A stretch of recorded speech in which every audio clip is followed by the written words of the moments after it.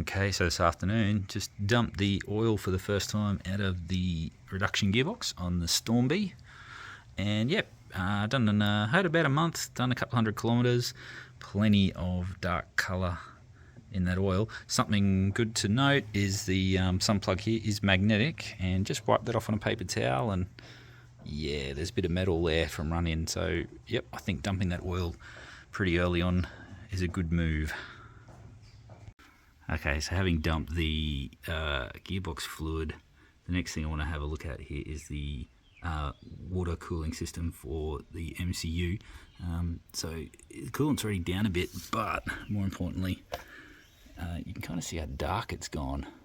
And I went and double checked that it's sort of not a dark coolant, and looked at a brand new one of these, and it's almost a clear yellow that they use. So yeah, I think we'll dump that out. Hopefully, again, it's just a bit of residue and stuff coming out of the rubber hoses being new.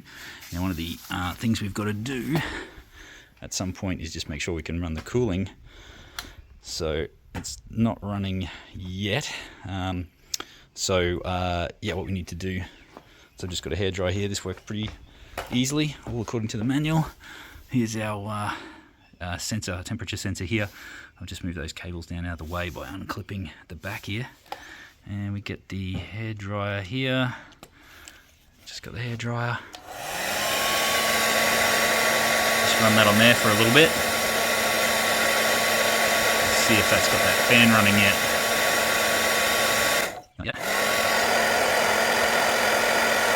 Yep. Okay, now it's running. Should be able to hear that. A little fan up in there behind the radiator there. What's interesting is it will pull the fluid level right down, so you can see that that was just below full now, level sitting down there. And we'll just wait until it stops. Okay, while we're waiting. So I'm guessing this here is our pump. Oh, there we go, it's just stopped. And you can see that level coming up. All drops back out of the system. So there you go. And the other, just to have a look at that system. And yeah, is your pump here. It moves up, and the radiator's behind on this far side with a cooling fan. So there you go. Alright, let's change that fluid. On ahead, and I've pulled out what I could out of the reservoir here using this a fluid extracting syringe, just to minimize mess. But if you're wondering why I wanted to change this, yeah, it's gone pretty dark. So again, hopefully that's just from some initial residues or something during that first bit of use. So we'll change that out and we'll see how it goes. Okay, and just to dump a bit more of that old coolant out, I've just taken that lower hose there off the bottom of the pump there, so that's what loops back into the bottom of the reservoir. So we'll do some flushing now, I think, and make sure we've got nothing but good new coolant there. Looking at the Sur-Ron owner's manual here for the liquid cooling system.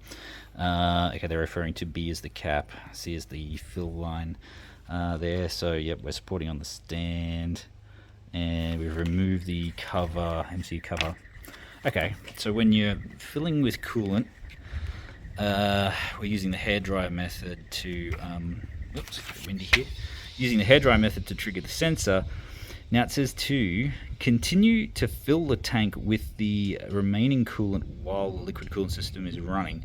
So earlier on, when I just filled it without it running, when you turn it on, it obviously pulls that coolant level down a really long way.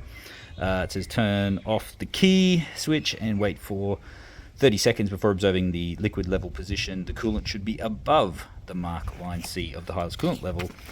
That level, or that line being C there, which is a full line, which is above. So I think that's the correct method. I mean, it's clearly above the mark there with the pump not running, and when the pump runs, it sits right on the full line. So I'm guessing that's correct. So I'm also guessing that early on my levels were pretty bad.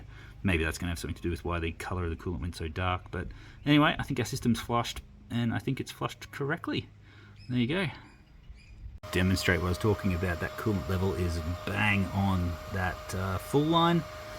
We'll just turn this system off, and it rises above as it says. So I don't know, you tell me if I'm interpreting that user manual correctly, but that seems to me like it's behaving as it should. According to the manual anyway. Turn that back on. Straight down, running at the fill line. So before I did all this, it was pulling the existing coolant as it came new, like down to about here while that pumper is running. Alright. I live in a hot place here in Australia, so let's make sure our cooling system's running well. Okay, and one last thing before I put all this back together. Most of this bike I really like, and I think it's generally made well, and there's not too much that feels kind of cheap. This front cover arrangement is horrible. So you can see that I'm not actually sure what that control box does, but this panel, this has to come off regularly for quite a few kind of maintenance things. Cleaning behind it for one, as one of my earlier shorts showed. But yeah, it's just jank. It's just jank. All this and this box, I think I'm going to need to fab a kind of bracket that holds all this to the frame while the cover is off on its own, so that you're not sort of pulling all this apart, can get those cables into a decent position and anchored down so they're not just floating around randomly behind this panel. So stay tuned. I definitely want to do something about that. So otherwise, sick bike, recommend it, enjoy it, they're fun, and they're quiet. Alright, cheers.